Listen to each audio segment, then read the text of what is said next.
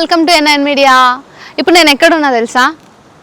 కూలేశ్వరం project కూలిపోయిందా కూలిపోలేదని చెప్పాలా, ఇప్పుడు నేను కూలిపోతుందని చెప్పాలా కూలిపోబోతుందని సరే వాట్ ఎవర్. కానీ నేను ఇప్పుడు కాళేశ్వరం ప్రాజెక్టు మేడిగడ్డ దగ్గర ఉన్నటువంటి లక్ష్మీ బ్యారేజ్ దగ్గర ఉన్నబ్బా. ఇట్లయితే చెప్పినా ఇది కూలిపోయిందా కూలిపోబోతోందా కుంగిపోయిందా ఇంకేమన్నా అయిందా అన్నది మీ ఆలోచనలకే వదిలేస్తున్నా. మీకు బాధ్యతగా ఏం జరిగిందన్నది మాత్రం చూపిస్తున్నా.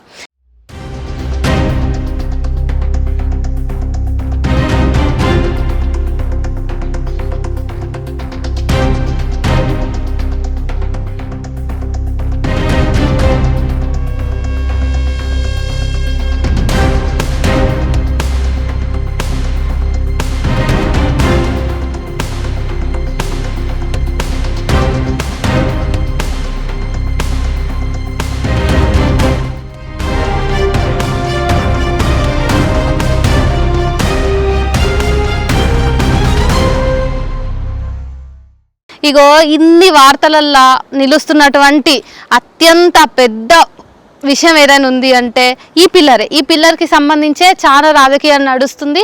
ఈడ పిల్లర్ కూలిపోయిందని ఒకరు అంటారు, కుంగిపోయిందని ఒకరు అంటారు, లేదు జర్రంత పర్యవాసిందని ఒకరు అంటారు. ఏదేమైనప్పటికీ కానీ ఇప్పుడు దీని గురించి మాట్లాడే ముందు మీ దగ్గర కొన్ని విషయాలు అయితే నేను చెప్పాను. ఇంకే కాళేశ్వరం దానికి వచ్చిన మీకోసం.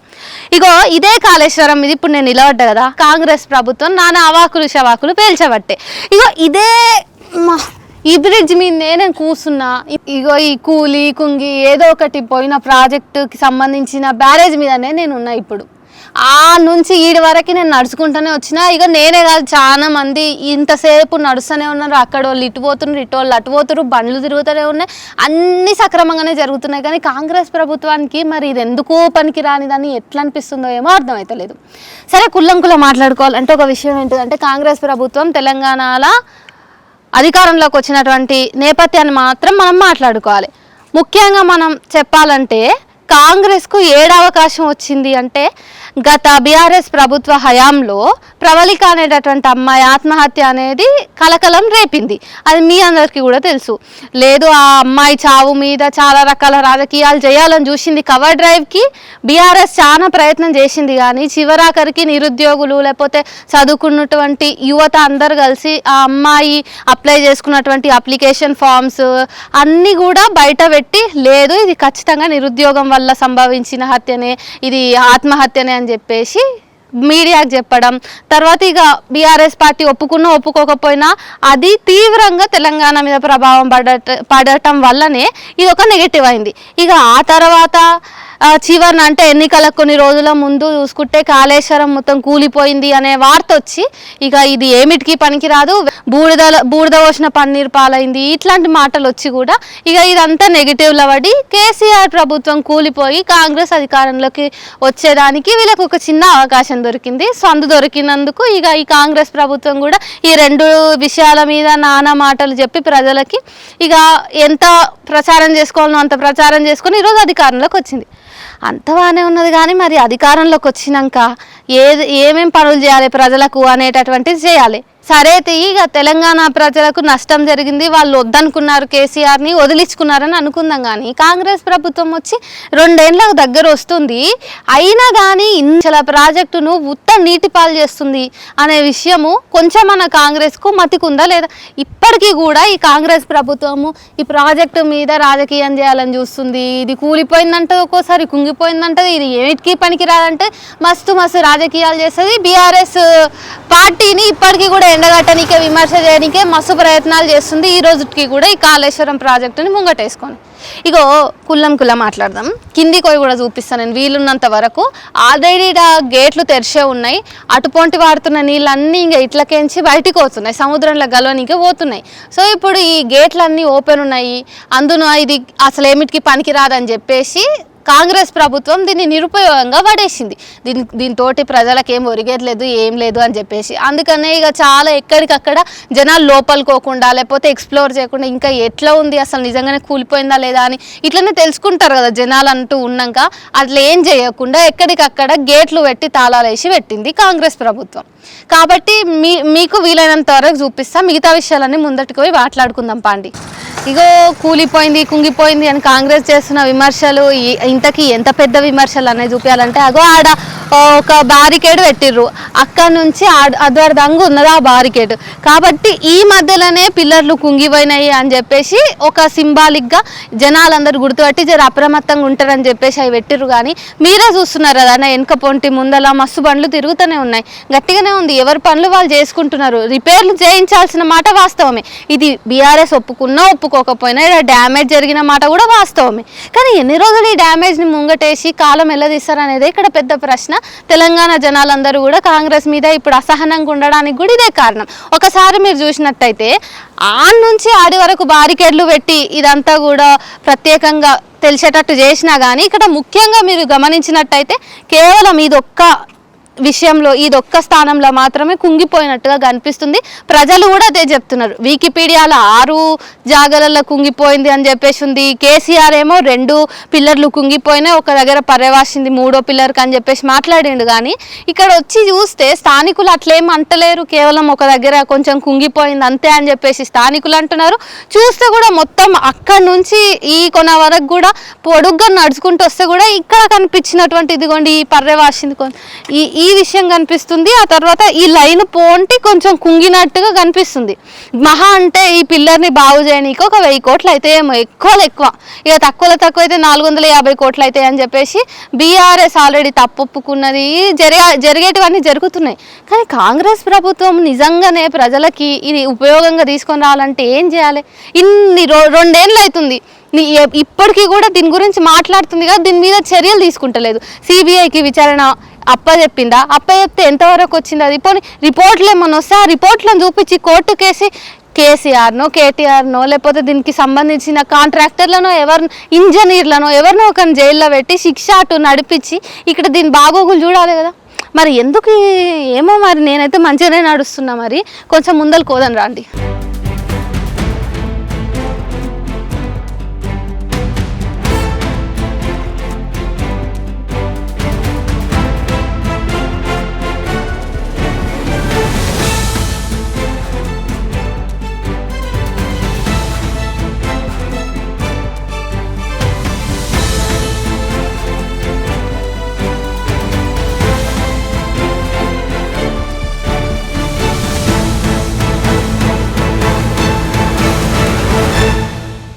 కూలేశ్వరంలో ఏడగూలిపోయిందో ఆ పిల్లర్ మీదనే నేను మీకు చూపించిన.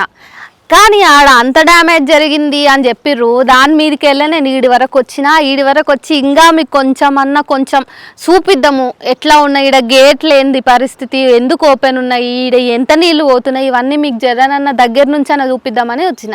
ఇగో కాంగ్రెస్ ప్రభుత్వము ముందు నేను ఏమనుకుంటున్నానంటే, నాకు జరిగిన ఇబ్బంది ఏదో చెప్తా నేను. ఎన్ఐన్ మీడియా ప్రేక్షకులకు ఇంకా డీటెయిల్గా ఏమన్నా చూపిద్దాము అని అనుకుంటే వీళ్ళు ఎక్కడికక్కడ నిర్బంధం చేసేసిర్రు.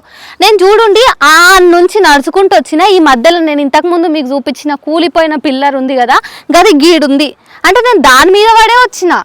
నిజంగానే ఇది ఏమిటికి పనికిరాని ప్రాజెక్ట్ అయి ఉంటే నేను అలా పడి ఈ పాటికి అట్లా మెల్లగా పోయి సముద్రంలో కలిసిపోయేదాన్ని. ఎందుకు కేవలము ప్రజాధనాన్ని దుర్వినియోగం చేద్దామా, లేకపోతే ప్రతిపక్షం మీద దాడి చేద్దామా, ప్రజలకి కొంచెం కూడా సేవ చేయాల్సిన అవసరమే లేదు, నేను అధికారం వచ్చింది కాబట్టి ఇప్పుడు నేను బాస్ అంతే, ఎందుకు ఇట్లా అనుకుంటుంది కాంగ్రెస్ ప్రభుత్వం? ఈరోజు గేట్లు మూసేసి నీళ్ళని అక్కడనే ఆపి ఉంటే ఆ నీళ్లు చాలా పంట పొలాలకు సరఫరా అయ్యి పంట వచ్చేది, పంట చేతికి అందితే తెలంగాణ రైతులకు ఎంత ఆనందం. కానీ ఈరోజు అసలు అది లేనే లేదు. ఒక్క పిల్లర్ కుంగిపోయిందని చెప్పేసి స్థానికులు చెప్తుర్రు. వికీపీడియాలో 6 పిల్లర్లు కుంగిపోయినాయి అంటున్నారు. కానీ ఏం మాత్రం కొంచెమన్నా మనం నిజాలు అడుగుదాము, అరే బీఆర్ఎస్ వాళ్ళు ఎట్లయినా ఓడిపోయారు కదా, ఇప్పుడన్నా నిజం చెప్పండి అంటే వాళ్ళేమో కేసీఆర్ స్వయంగా ఏమంటున్నాడు, 2 పిల్లర్లు ఏమో కుంగిపోయినాయి, ఒక పిల్లర్కు క్రాక్ వచ్చిందని చెప్పి కేసీఆర్ ఒప్పుకుండు. ఇక వాళ్ళు ఒప్పుకున్నారు, ఈడ జరిగింది డ్యామేజ్లు జరిగినాయి. ఎన్ని డ్యామ్లు ఇప్పుడు డ్యామేజ్ అవుతలేవు? డ్యామేజ్ అయితే అట్లనే ఇడిచి పెడతారా? 1000 కోట్ల ప్రజాధనాన్ని అట్లనే నీళ్ళ పాలు చేస్తారా? కాదు కదా. ఒక సమస్య వచ్చినప్పుడు రిపేర్ చేయాలి, మళ్ళీ దాన్ని ప్రజా అవసరాల రీత్యా దాన్ని వినియోగంలోకి తీసుకురావాల్సి ఉంటుంది. ఎందుకు ఇక ఉన్న 5 ఏళ్ల పాటు గత ప్రభుత్వాన్ని విమర్శించడమే నీ బాధ్యత అని చెప్పేసి తెచ్చి కూసబెట్టినామా అధికారంలో కాంగ్రెస్ పార్టీని? కాదు కదా. కాంగ్రెస్ గెలుపుకు ఈరోజు ఖచ్చితంగా కారణాలు ఉన్నాయి. బీఆర్ఎస్ నిర్లక్ష్యం వహించి చేసినటువంటి పనుల వల్లనే ఈరోజు కాంగ్రెస్ని తెచ్చి అధికారంలో కూర్చోబెట్టారు తెలంగాణ ప్రజలు.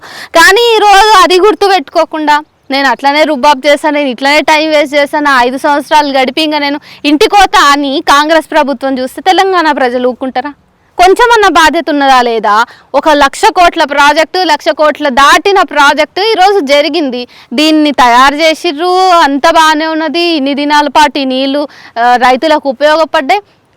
ఏదో 2-3 ఏళ్ళ కింద వచ్చినటువంటి అధిక మొత్తంలో వచ్చినటువంటి నీటి ఒత్తిడి వల్ల ఇదంతా 1-2 పిల్లర్లు కుంగినాయని చెప్పేసి వస్తుంది వాదన. కానీ ఈడ స్థానికులతో మాట్లాడితేనేమో లేదమ్మా అగో ఒక పిల్లర్ కుంగిందని చెప్పి స్థానికులు తోలుకపోయి ఇగో అమ్మా పిల్లర్ ఇదే అని చెప్పి చూపించబట్టరు.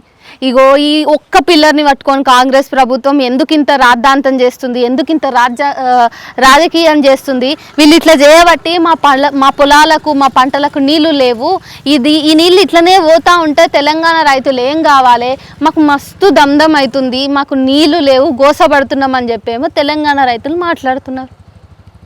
1,00,000 కోట్ల ప్రజాధనాన్ని వృధాగా వదిలేయడానికి ఎందుకు ఏమంత హక్కు ఉంది? అదేమైనా కాంగ్రెస్ పార్టీ ఇంట్లోకెంచి తెచ్చిన పైసలా, రేవంత్ రెడ్డి ఇంట్లోకెంచి తెచ్చిన పైసలా, లేకపోతే బీఆర్ఎస్ పార్టీ ఫండులు అంటే జోలే పట్టుకొని అడుక్కొని కట్టించిన ప్రాజెక్టా? కాదు కదా. ప్రజలు నికార్సైన ప్రజాధనం అది. ప్రజలు చెమట చిందించి ఏమంటారు అర్న్ చేసిన డబ్బులు అవి. ప్రజలు పన్నులు కట్టినటువంటి ప్రజాధనాన్ని ఈరోజు ఇట్లా వృధా చేస్తున్నది. ఏడ అసలు రిపేర్లు రావా? అంటే కట్టినట్టే ఉంటాయా? కట్టిన 2-3 నెలలలో కూలిపోతున్నాయి. కూలిపోతే అట్లనే ఇడిచిపెడతారా?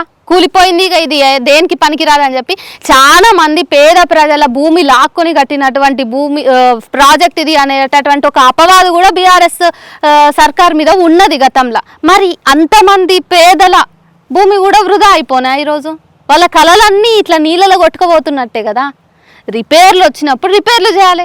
ఏం చేస్తున్నావు? 2 సంవత్సరాలకి దగ్గర వచ్చింది అధికారంలోకి వచ్చి ఇంకా ఈరోజు కూడా రాజకీయం మాట్లాడతా, నేను కూలేశ్వరం అంట, రాజకీయాలు చేస్తా, దీన్ని నడిపిస్తా, దీన్ని ముంగటికేసి ఇక నేను చేయాల్సిన బాధ్యతలన్నింటినీ పక్కన పోగొడతా అంటే ఎట్లా? ప్రజలు ఊకుంటారా? ప్రజల అవసరాలు ఉన్నాయి దీని మీద ఆధారపడి. రాష్ట్రాన్ని ఒక మంచి అగ్రికల్చరల్ హబ్గా దేశంలోనే ఎక్కువ వరి పండించడానికి ఈ తెలంగాణను ఒక మోడల్గా చూపియనికే కదా గత ప్రభుత్వం దీన్ని కట్టింది. మరి అట్లాంటప్పుడు ఇక ఉన్నది వాయే ఏదో సామెత ఉంటుంది, మళ్ళీ బూతులు ఎందుకు కానీ అట్లా అయిపోయింది దీని పరిస్థితి. తెలంగాణ అస్తిత్వాన్ని, ప్రత్యేక తెలంగాణ రాష్ట్ర ఏర్పాటును ముంగటికేసుకొని ఉద్యమం చేస్తా అనేటటువంటి పేరు మీద ఏర్పడ్డ గత బీఆర్ఎస్ సర్కార్నే తెలంగాణ ప్రజలు చెప్పినట్టు ఇంటలేరు, చేస్తలేరు పనులు అని చెప్పేసి ఇంటికి పంపించింది ముల్లెమూట సదిరి. కానీ ఇప్పుడు కాంగ్రెస్ ప్రభుత్వం కూడా అట్లనే చేసిందంటే ఏమవుతుంది? తెలంగాణ ప్రజలకు మిమ్ములను ఇంటికి పంపించుడు, ముల్లెమూట సదరుడు అనేది పెద్ద పని కాదు. కాబట్టి ఇప్పటికన్నా ఈ 3 సంవత్సరాలైన చిత్తశుద్ధితోటి పనిచేస్తే మంచిది. ముఖ్యంగా ఈ కాళేశ్వరం ప్రాజెక్టును ఏడేడ రిపేర్లు అవసరమో ఆడ రిపేర్లు చేయండి, లేకపోతే మీరు చర్యలు తీసుకోండి, జైల్లో పెట్టండి కేసీఆర్ను. నిజంగా మీకు అంత నొప్పి అయితే ఇదంతా కూడా పూర్తిగా కూలిపోతుంది అని లేకపోతే ఇంకేమైనా అభిప్రాయాలు ఉంటే కోర్టుకి ఈడ్చుకరండి, కేసీఆర్ను జైల్లో కూర్చోబెట్టండి, శిక్ష వేయండి టీఆర్ఎస్ నేతలందరికీ.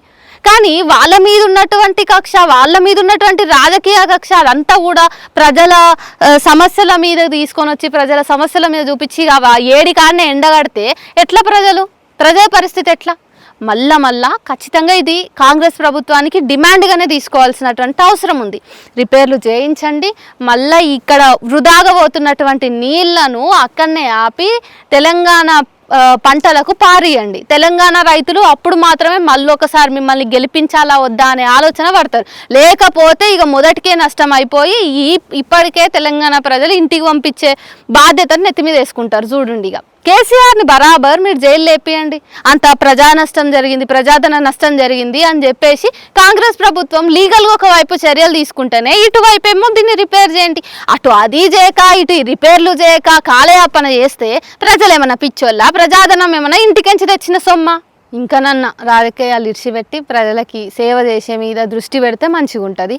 నేను ఇక ఈ కాళేశ్వరంని మీకు పరిచయం చేయడానికి ఏం నడుస్తుంది ఏంది కథ అన్న చూపియనికి వచ్చి అనుకున్న పని చేసినానని అనుకుంటున్నా. ఇక దీని మీద మీ అభిప్రాయాలు ఏంటివి అని అన్నీ కూడా కామెంట్ సెక్షన్లో చెప్పండి.